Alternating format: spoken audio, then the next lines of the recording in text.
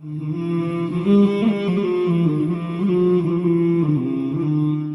alaikum wa rahmatullahi wa barakatuh. Welcome to the segment on the 23rd Hadith of Imam Nawawi. We will first read the matan of the Hadith and then the translation, and then we will look into the commentary of the Hadith. Bismillah ar-Rahman ar-Rahim. An Abi Malikin al-Haris bin Asim al-اشعری رضی اللہ عنہ قال قال رسول اللہ صلی اللہ علیہ وسلم الطہور شطر الایمان والحمدللہ تملأ الميزان وسبحان الله والحمد لله تملأان أو تملأ ما بين السماوات والأرض والصلاة نور والصدقة برهان والصبر ضياء والقرآن حجة لك أو عليك كل الناس يغدو فبايع نفسه فمؤتقها أو موبقها رواه Muslim.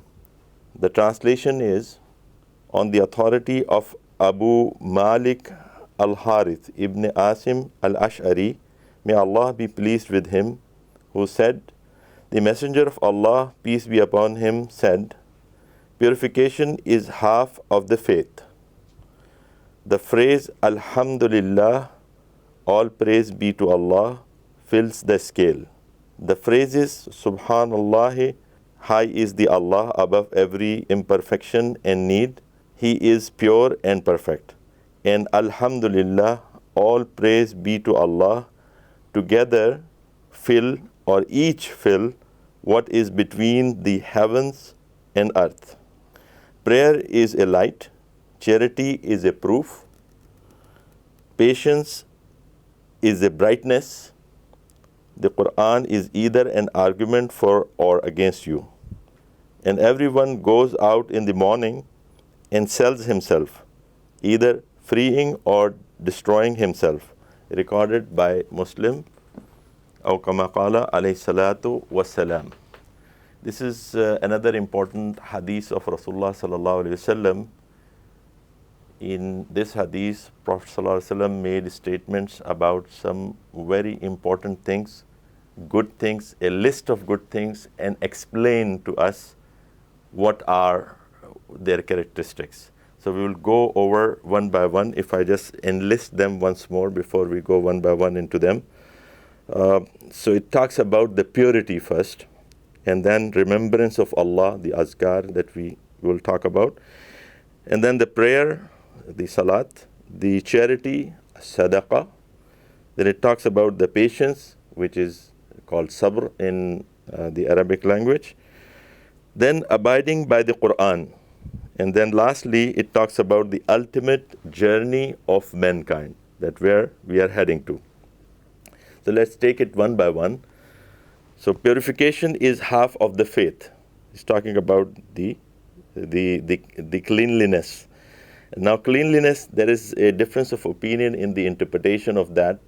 Either is this a metaphorical way? Is it talking about the physical cleanliness, or is it talking about the cleanliness of the hearts? So we'll read some of the opinions, and then the thing will be clear to us.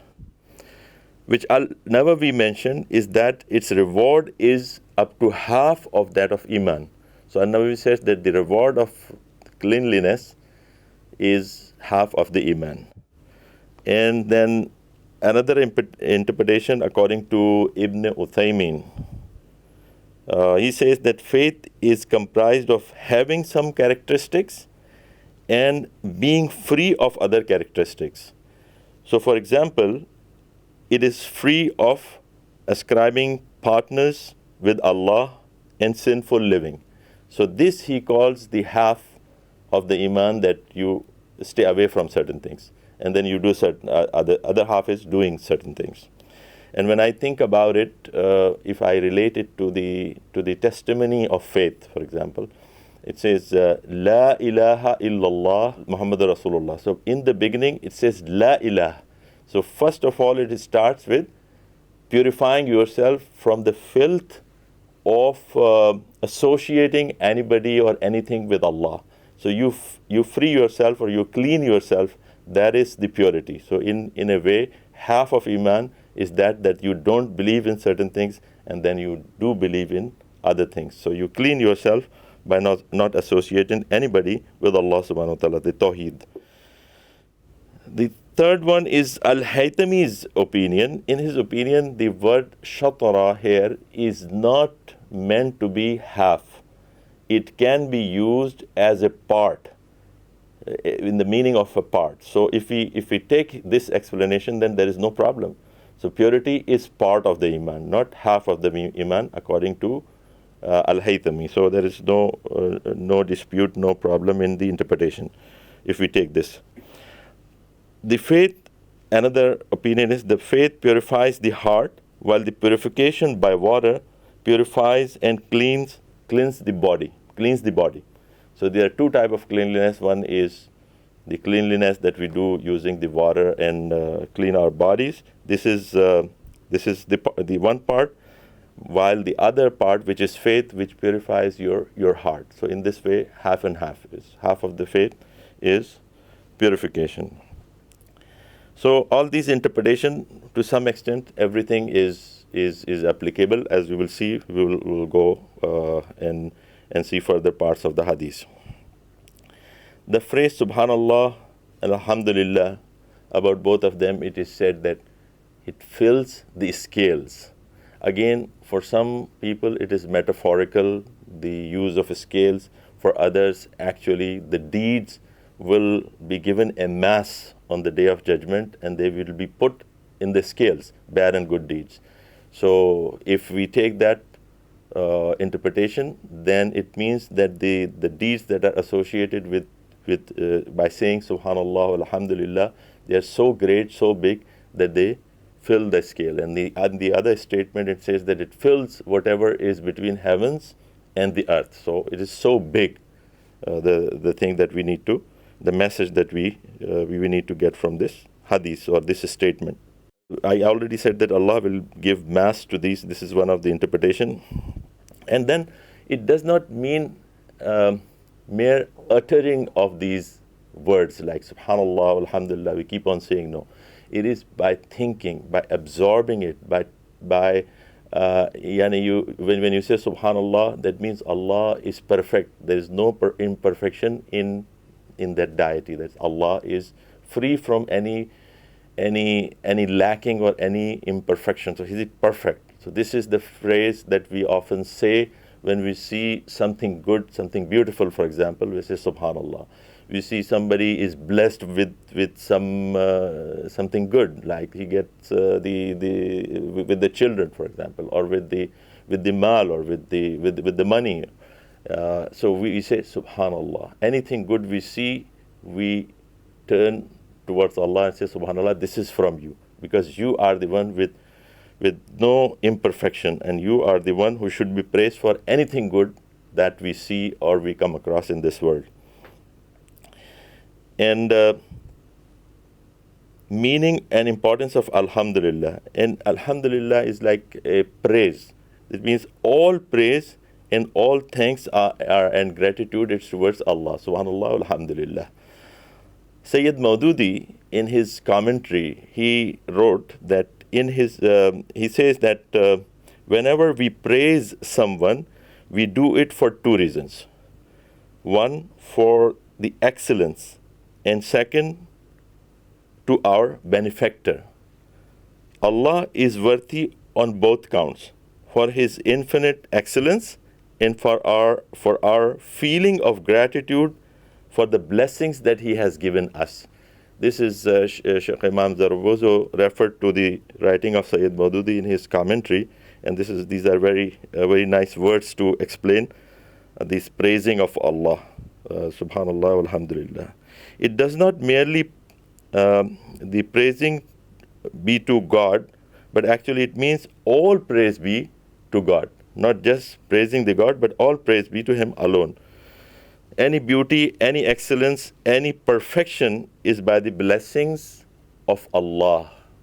This is because of Him that we see things perfect, or it beautifies the things. Any beauty, any perfection is from Allah subhanahu wa ta'ala. Means and meaning and continuing on the meaning and importance of Alhamdulillah, this is stating that Allah could not have any blemish, shortcoming, imperfection, or defect. He is complete and perfect and not in need of anyone. That's another thing, that he doesn't need anything or anyone. He doesn't need a son, he doesn't need a spouse, so he is free from all these things. So Allah's acts are free from blemish and shortcomings. One, he is free from any need, and also his acts are free from any mistake or error, or he doesn't do things in error like we do human beings or others. Now, overall, if we look at the importance of zikr, he just mentioned subhanallah, alhamdulillah in this hadith. There are other azkar also mentioned in other ayahs of Quran and in the hadith. So the importance of these azkar is, according to Ibn al-Qayyim, it is the food of the heart. So food of the stomach or food for the body is that what we eat. But what we need for the heart and spirit is actually the zikr of Allah that will keep it lively. In Quran, Allah ordered people to make zikr. For example, فَاذْكُرُونِي أَذْكُرُكُمْ in Surah Al-Baqarah, فَاذْكُرُونِي أَذْكُرُكُمْ وَاشْكُرُوا لِي وَلَا تَكْفُرُونَ. Yani you make my zikr, you remember me, and I will remember you.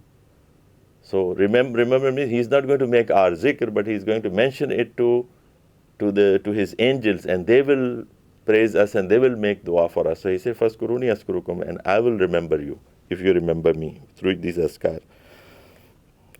And then another beautiful ayah, أَلَا بِذِكْرِ اللَّهِ يَطْمَئِنُّ الْقُلُوبُ. I was in a session actually very recently. It was a training, a course on stress management.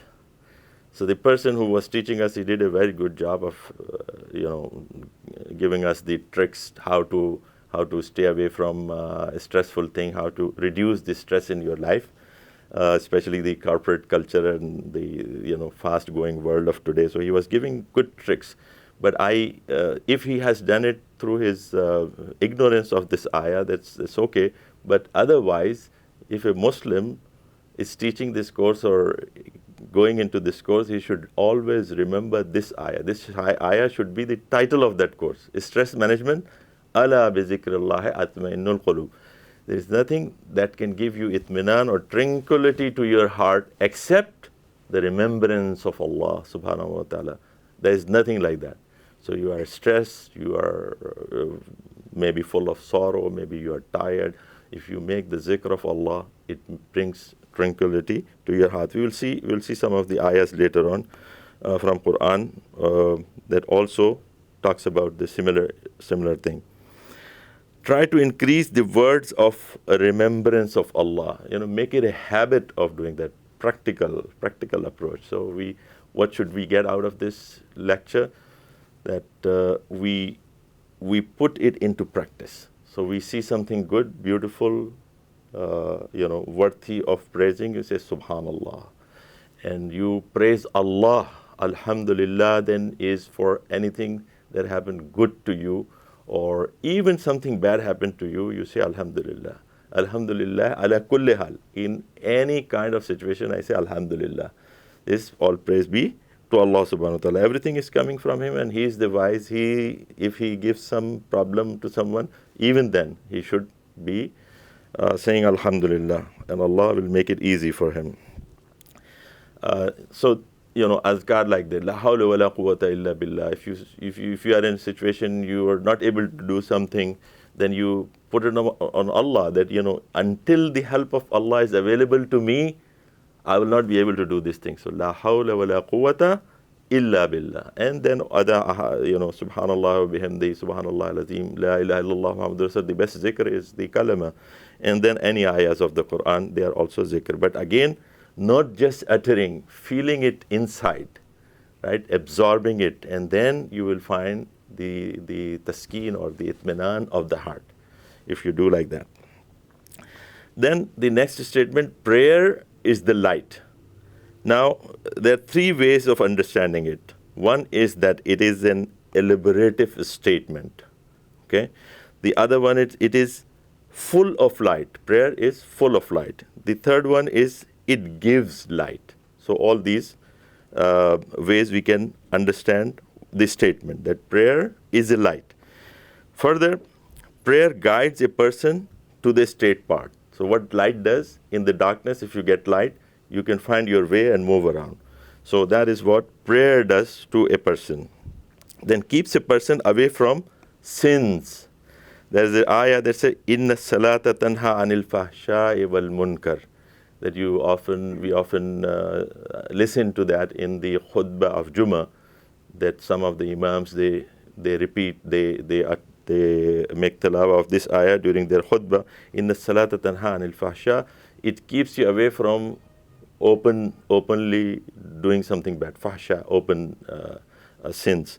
Wal munkar, and anything that is bad, that is evil. It keeps you away from that. And we know, we can go into details. We have covered it in hadith number probably 3 under this chapter of Salat, that how it keeps you away from sinful acts and keeps you pure and clean.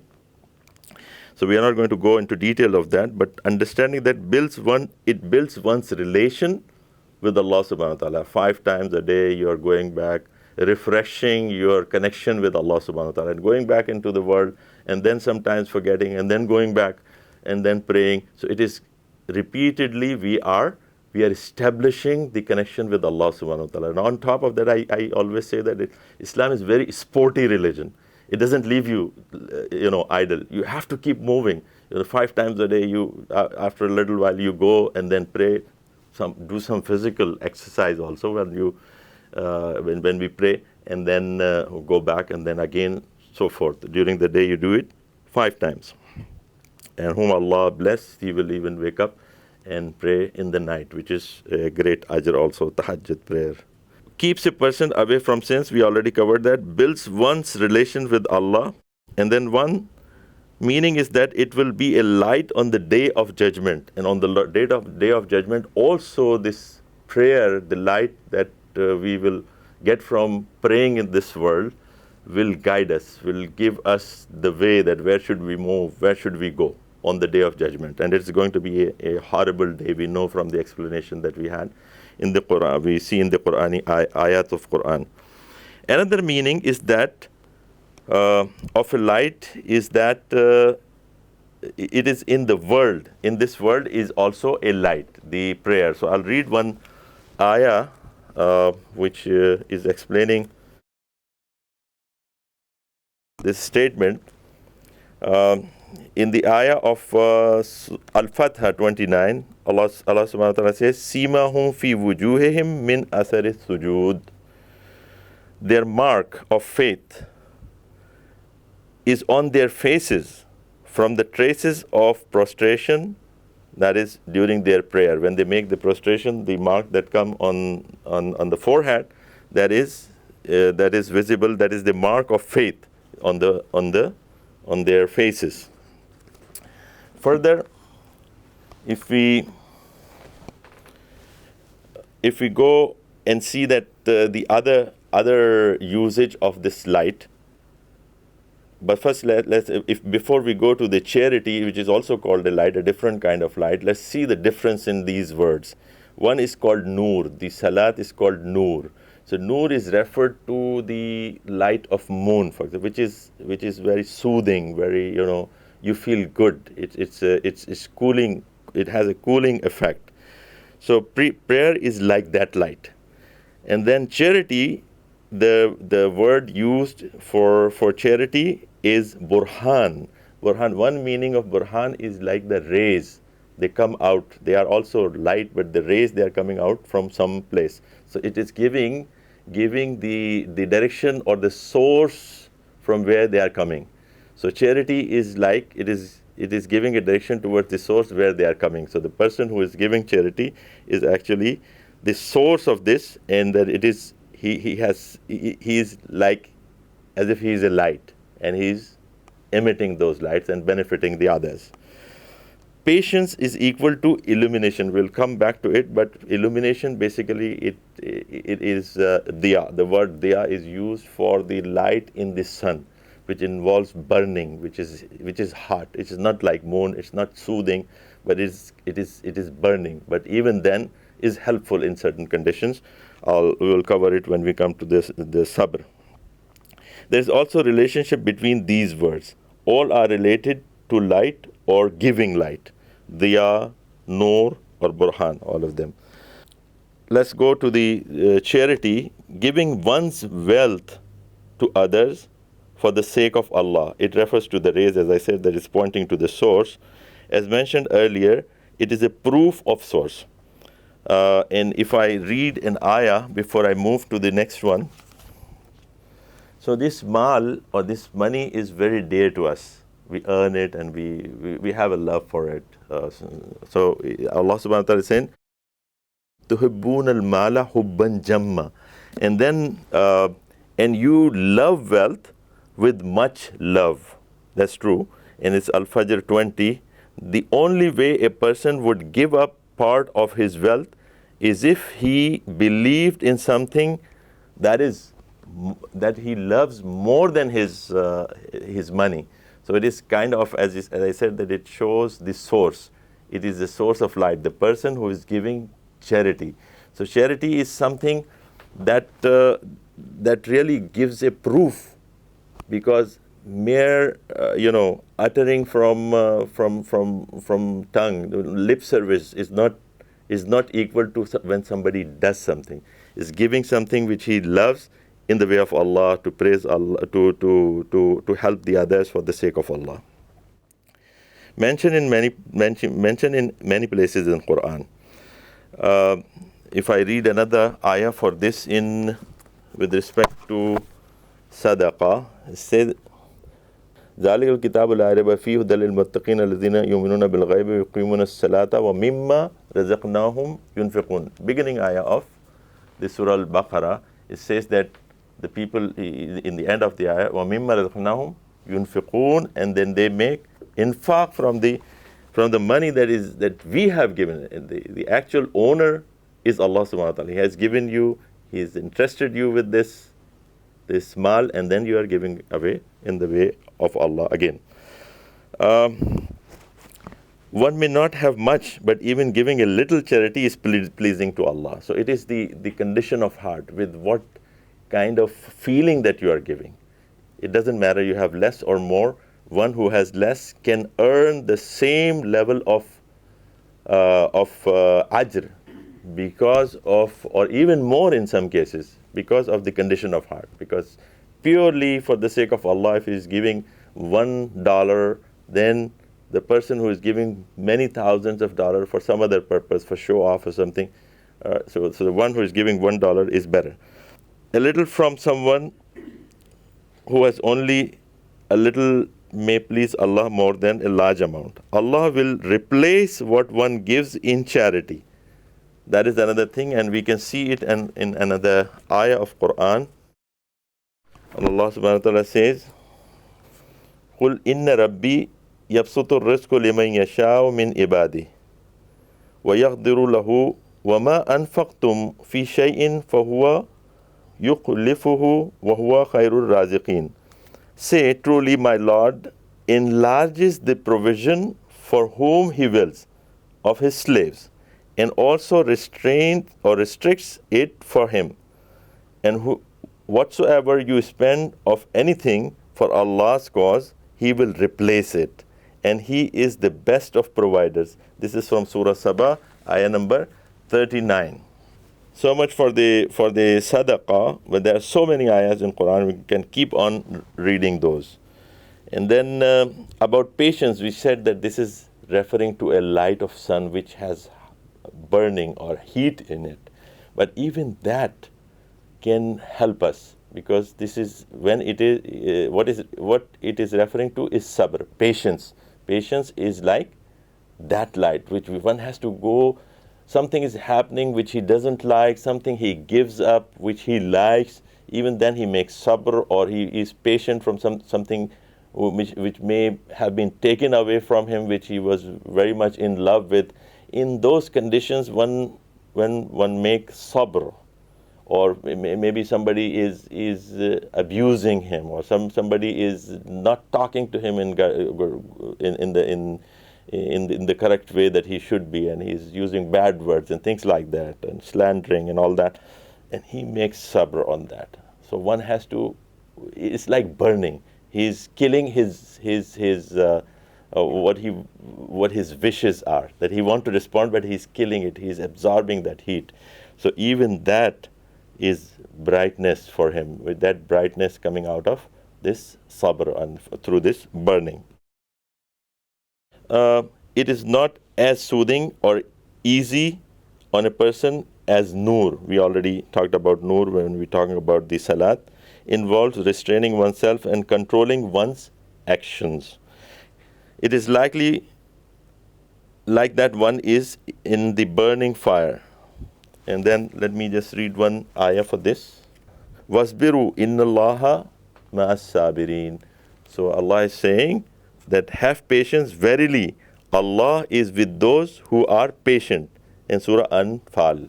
Surah Anfal, it says that Allah is with them who are patient. So if Allah is with somebody, then what he needs? So one should think about being patient and keeping Allah on his side. Now the next statement, Quran is either an argument for or against you. So what is Quran is an argument for you or against you means that did you fulfill the rights of Quran? The first and foremost right of Quran is to get hidayah from him. The same ayah, hudal lil muttaqin. This is the hidayah or guidance for the mankind.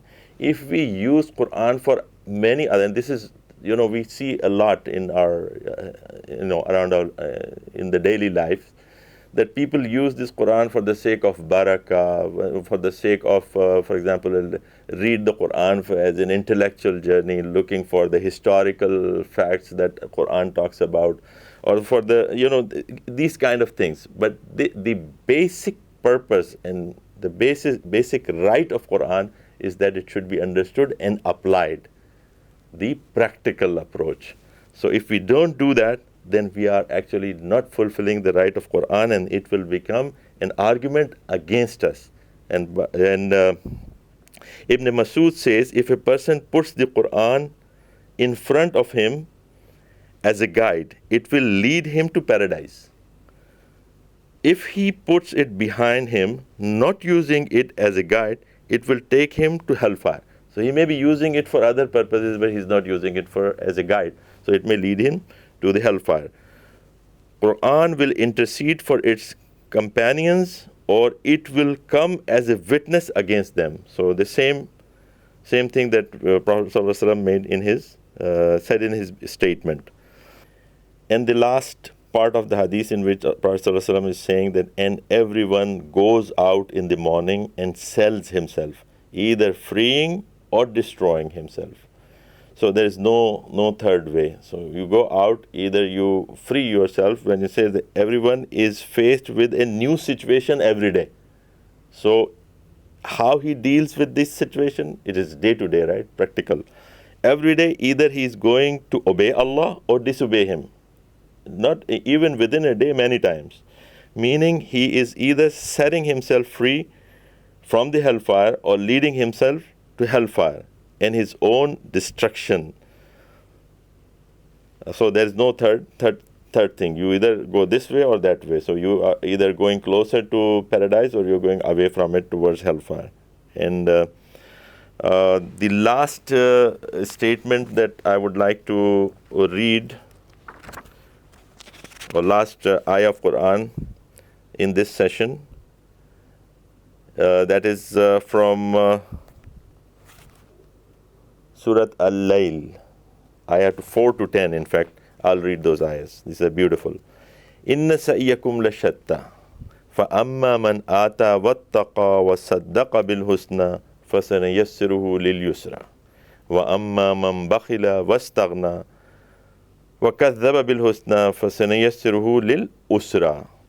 The translation is, certainly your efforts and deeds are diverse, different in aims and purposes. That's what we're talking. Either you're freeing yourself or you're punishing, going towards punishment. As for him who gives and keeps his duty to Allah and fears him, So these are three things.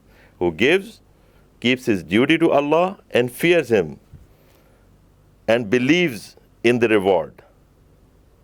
We will make smooth for him the path of ease, the goodness. So it will become easier for him to do the good things. If you do good things, all these things, Allah will make it easy. If you don't do, you will lose it, and you will not be able to do it. Make smooth for him the path of ease, a goodness, but he who is greedy and thinks himself sufficient and believes the good reward and belies the good reward, we will make smooth for him the path for evil. So, as I said, that it is these ayahs are clearly explaining to us what this statement of Prophet ﷺ means, that if you go out, in this ayah there are 3-4 things that are mentioned that covers a good spectrum of deeds, and then similarly of the bad deeds also. So either we are going this way or that way. Every day that is happening to us. So every day, every action, we need to think about it, where we are going, because what is our vision? What is our last desire? To see the face of Allah subhanahu wa ta'ala, to be in Jannah. So that's where we should put our efforts. So when your vision is clear, your efforts, your goals will be defined according to that vision. What is vision? The statement for vision is that something that you like to see in future, you visualize it, and then you work for that goal. So where you work for that goal through your deeds. So whatever the vision is, if the vision of Jannah, if the vision of what Allah has explained and His Prophet has explained is clear in our mind, then our deeds, our goals will be set accordingly, and we will be heading towards Jannah. Otherwise, the other way. Every day this is going to happen, and in the end, the total whole result will come out in the form of scales and all that. أقول قولي هذا واستغفر الله لي ولكم ولسائر المؤمنين والمؤمنات.